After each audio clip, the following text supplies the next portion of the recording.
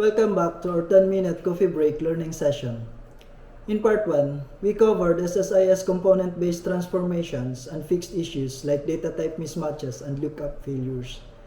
Today in part 2, we are moving that logic into SQL Server using a store procedure and execute it through the execute SQL task in SSIS. So grab your coffee and let's start transforming data inside the store procedure. As we move into part 2, we will build on the same requirements established in part 1. We will also reuse the same SSIS package from the very first lesson. We are not creating a new stored procedure here. Instead, we will simply modify the stored procedure we already built for importing data from a CSV file. And lastly, we will use the same CSV file from part 1 to keep everything consistent across the series. Let's recap the requirements from part 1. Only rows with a region value that already exists in the region table should be inserted in the sales order table. Any row with a region that does not exist in the region table should be sent to the exception table. All distinct region values from the CSV that are not found in the region table must be added as new region records. Only CSV rows with an order ID that does not exist in the sales order table should be inserted. Any CSV row with an order ID that already exists must be excluded from the import and inserted into the exception table. Only sales order rows with valid values for order ID, order date, product, quantity, and unit price should be inserted. Any row containing a null or blank value in any of these fields must be redirected to the exception table. And lastly, the region table must not accept blank region values. The SQL updates and transformations I'm about to demonstrate are based strictly on the requirements defined.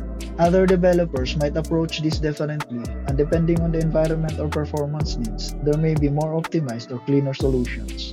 With that in mind, let's walk through the SQL changes we will apply to the store procedure. First, we will load all staging data into a temporary table named temp staging. This gives us a clean, isolated workspace where we can validate, cleanse, and filter every row before inserting anything into the final sales order table. Next, we need to check whether the value in the order ID field is valid. We will use try-cast for this, but since a blank string from the CSV is treated as 0 when converted to int, we will pair it with null if. This ensures that order ID always returns null whenever the input is non-numeric, 0, or a blank string. We will apply the same logic to the quantity field, since quantity must always be a numeric value greater than 0. For all non-numeric fields, we will apply trim so we can remove any leading or trailing spaces before validation. Inside the temporary table, we will also add a new identity column and let's name it row ID. This gives every row a unique identifier, making it easier to reference individual records in the subsequent validation and insert steps. Next, we will remove this part of the code and replace it with our temporary table temp staging.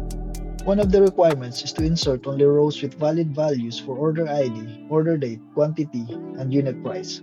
Product must also not be a blank, so we will add the necessary filters. Another requirement states that only rows with a region value that already exists in the region table should be inserted into the sales order table. To enforce this, we will add where exists from our filter. We will also rename the temp temporary table to temp sales order for better readability and consistency. Next, we will insert all records that were filtered out in the previous step into our exception table. We will use the same exception table created in part 1. These table's columns and data types are based directly on the CSV structure, so we can insert the rejected rows without any additional transformation.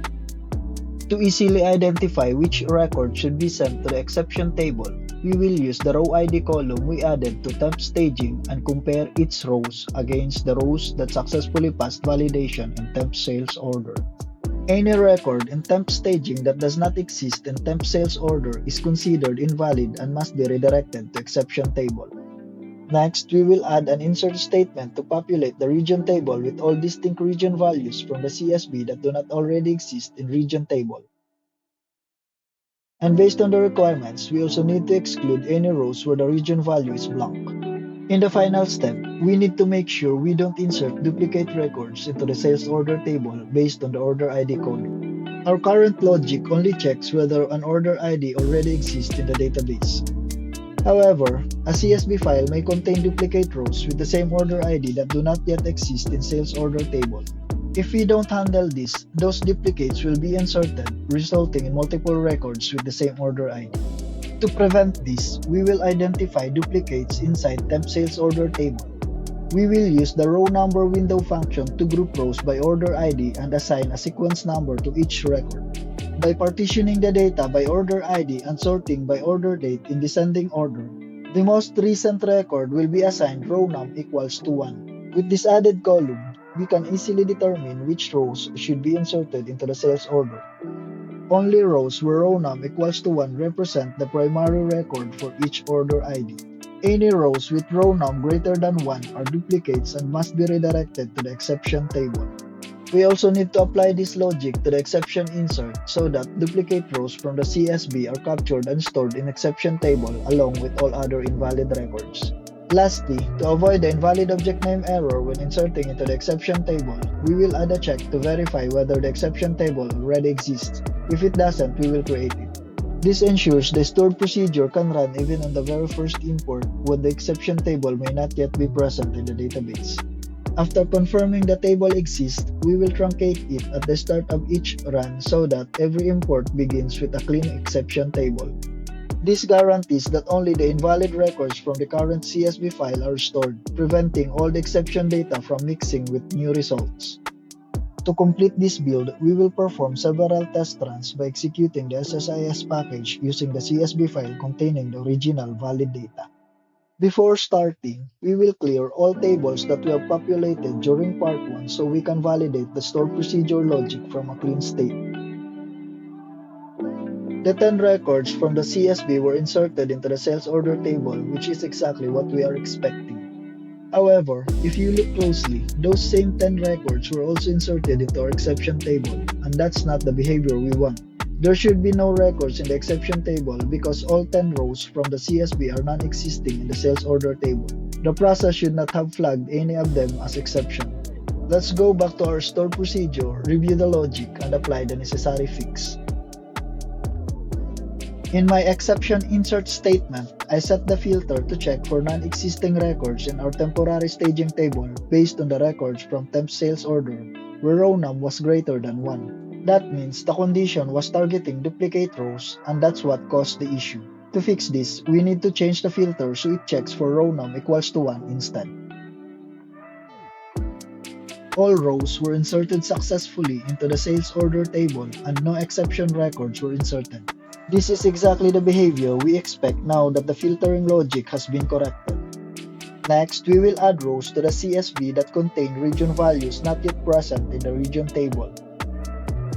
Now, invalid records were inserted into sales order table. All new distinct region values were inserted into the region table. No duplicate region values were created. The rows with non-existing region values were inserted into the exception table, which is correct.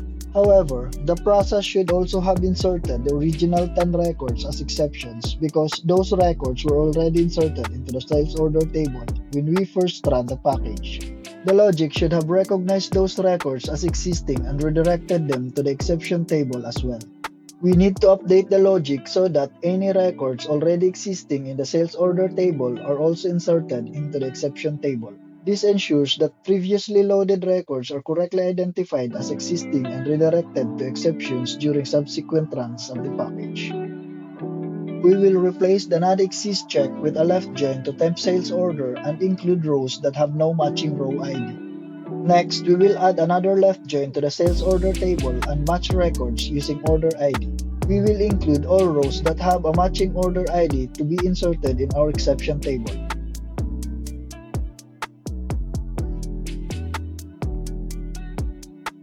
Previously loaded records are now correctly filtered out and redirected to the exception table. Now we will add rows containing invalid values in several columns, including row with a blank region. Now invalid records were inserted into sales order. The region table still contains only distinct valid region values. Rows containing invalid values in certain columns were correctly inserted into the exception table. Finally, we will add duplicate records to the CSV. both duplicates that already exist in sales order and duplicates that do not yet exist. No duplicate records were inserted into sales order. For duplicates that do not yet exist in the sales order table, only the primary record row number equals to 1, which contains the latest order date, was inserted. All duplicate rows and invalid data were correctly inserted into the exception table. All validation rules, duplicate handling logic, region synchronization, and exception routing requirements are functioning exactly as intended. This completes the stored procedure-based transformation portion of the tutorial. That wraps up part 2 of our SSIS transformation series. We saw how stored procedures handle heavy cleansing and how the execute SQL task runs that logic efficiently inside SSIS. Next in part 3, we will move to the code-based method using the script task. Thanks for joining me, and I'll see you in the next episode.